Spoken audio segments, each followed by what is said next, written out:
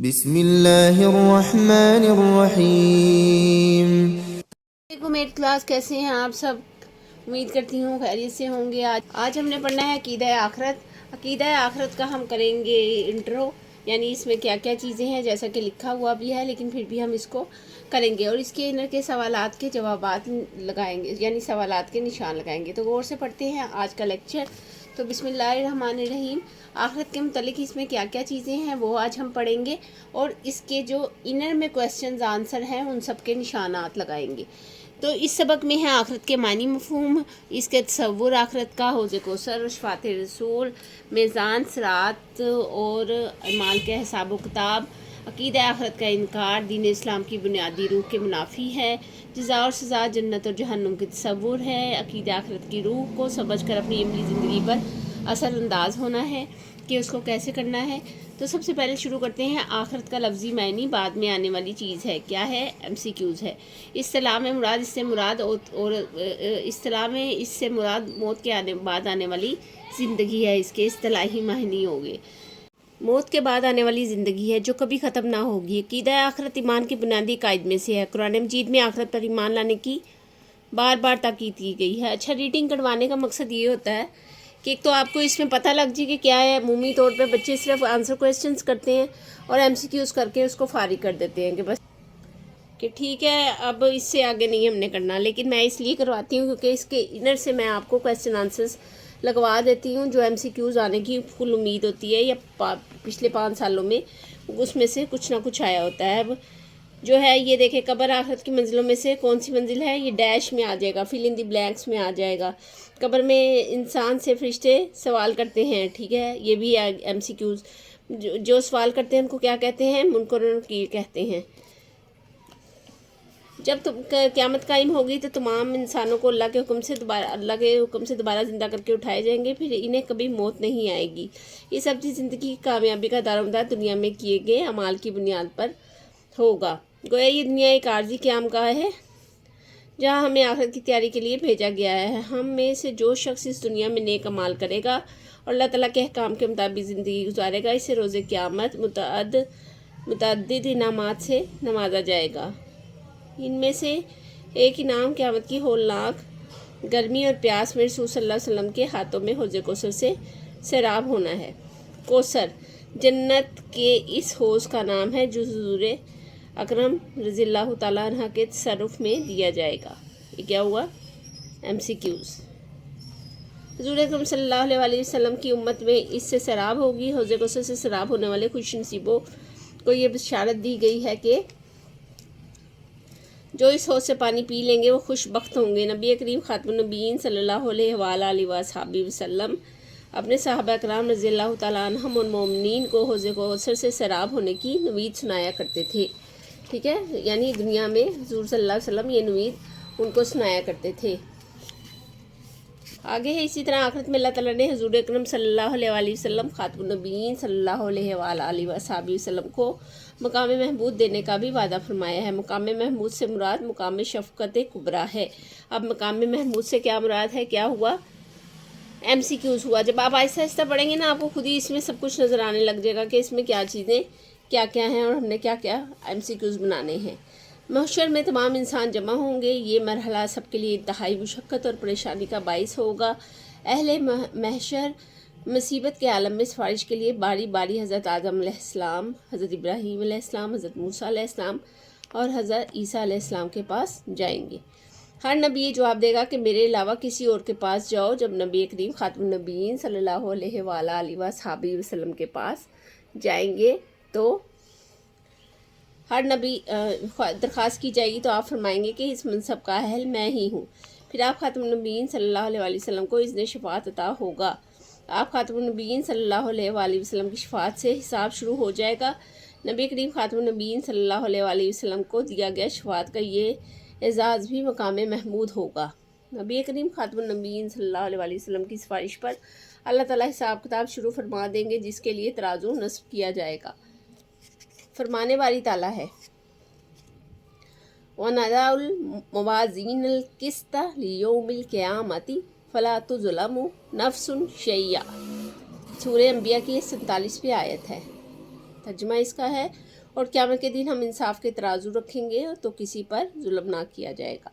क़यामत के दिन जहन्नम पर एक पुल नस्ब किया जाएगा जिसे हदीस मुबारका में जिस्रु जहन्नम यानी जहन्नम का पुल कहा जाता है। ये क्या हुआ, MCQs। फरमाया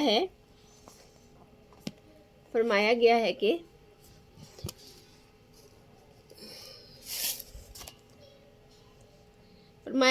हर इंसान ने पुल सिरात के ऊपर से गुजरना है। लोग अपने अमाल के मुताबिक इस पुल सिरात से गुजरेंगे।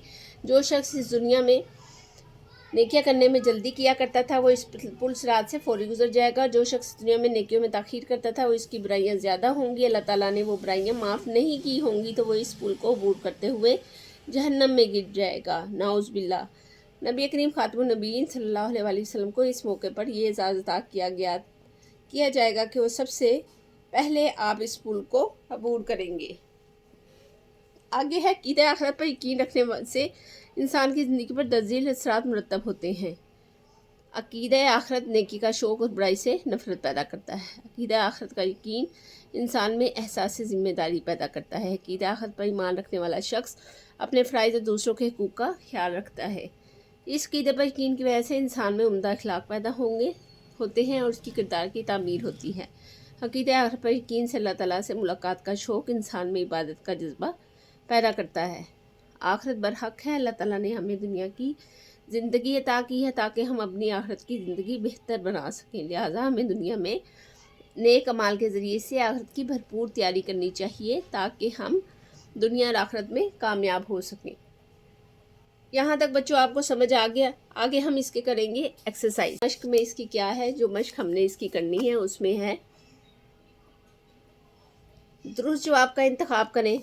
आखिरत की ज़िंदगी से मुराद है बाद में आने वाली ज़िंदगी, ख़त्म होने वाली ज़िंदगी, बार बार आने वाली ज़िंदगी और मरने से पहले की ज़िंदगी।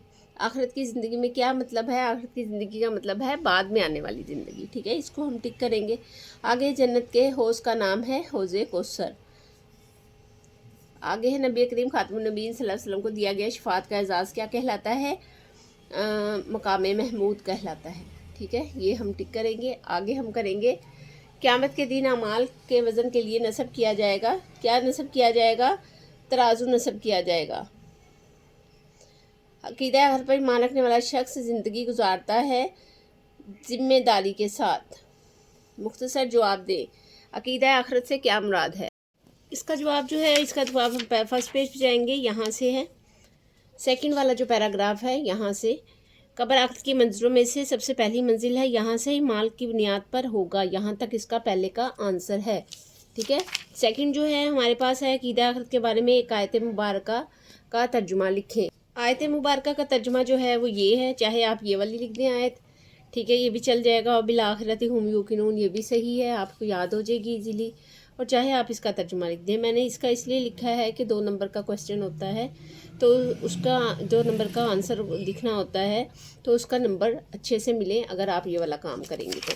ठीक है, आगे हमारे पास है अक़ीदा आखिरत के बारे में एक हदीस लिखें। अब यहाँ पे कोई हदीस मौजूद नहीं है, मैंने इसको देखा है, तो आप ये वाली लिख लीजिएगा कि अक्लमंद वो है जो अपने नफ्स का मुहासबा करे और मौत के बाद की ज़िंदगी के लिए अमल करे। ठीक है, ये आप लिख लीजिएगा। थर्ड पे जो 4th पे है, हौज़े कौसर के बारे में आप क्या जानते हैं? ठीक है, हौज़े कौसर के बारे में हम क्या जानते हैं? हौज़े कौसर के बारे में हम जानते हैं कि कौसर जो है जन्नत के इस हौज़ का नाम है। यहाँ से लेकर नवीद सुनाया करते थे। लास्ट वाला आपने पैराग्राफ सारा ऐड कर देना है। ये वाला पूरा पैराग्राफ 4 के आंसर में आएगा। ठीक है, नेक्स्ट हमारे पास जो है वो है सबक अक़ीदा आखिरत में हमारे लिए क्या दर्स दिया जाता है, क्या दर्स मिलता है। ये वाली आप पूरा लिखेंगे। लास्ट वाला, लास्ट में यहाँ से अक़ीदा आखिरत नेकी का शौक़ और बुराई से नफ़रत पैदा करता है, यहाँ से लेकर मैं कामयाब हो सकेंगे, यहाँ तक आप लिखेंगे। ठीक है, ये क्लियर है यहाँ तक। अब है हमारे पास लॉन्ग क्वेश्चन है कुरान और सुन्नत की रोशनी में अक़ीदा आखिरत और इसके असरात को बयान करें। तो इसमें सारा आएगा।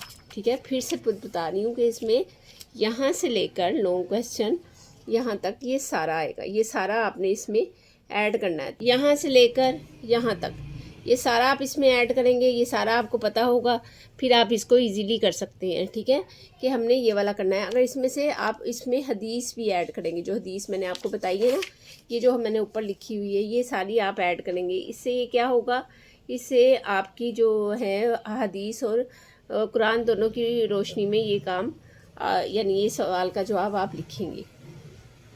امید کرتی ہوں کہ جو آج کا لیکچر ہے وہ آپ کو سمجھ میں آیا ہوگا، نہیں آیا تو آپ مجھے کمنٹ میں پوچھ سکتے ہیں۔ اس کے علاوہ عقیدہ آخرت کے بارے میں ڈسکرپشن میں لازمی ڈالتی ہوں۔ عقیدہ آخرت کیا، کوئی بھی سبجیکٹ جو میں پڑھاتی ہوں اس کے بارے میں ڈسکرپشن میں لازمی کچھ نہ کچھ ایڈ کیا ہوتا ہے جو آپ کی انفارمیشن کے لیے بہت اچھا ہوتا ہے، تو آپ اس کو بھی دیکھ لیجئے گا تاکہ آپ کے آنسرز دینے میں آپ کو زیادہ آسانی پیش آئے۔ اس کو اس دوستوں کے ساتھ شیئر کیجیے گا جس کو اس کے بارے میں تھوڑا مسئلہ ہو رہا ہے۔ میرے چینل کو لائک اور سبسکرائب کیجیے گا اور کمنٹ میں ضرور بتائیے گا کہ اگر آپ کو سمجھ آ گیا ہو تو لائک ضرور کیجیے گا۔ اپنا بہت سارا خیال رکھیں۔ نیکسٹ ویڈیو میں نیکسٹ لیکچر کے ساتھ آپ کے ساتھ پھر سے ملاقات ہوگی۔ تب تک کے لیے اللہ حافظ۔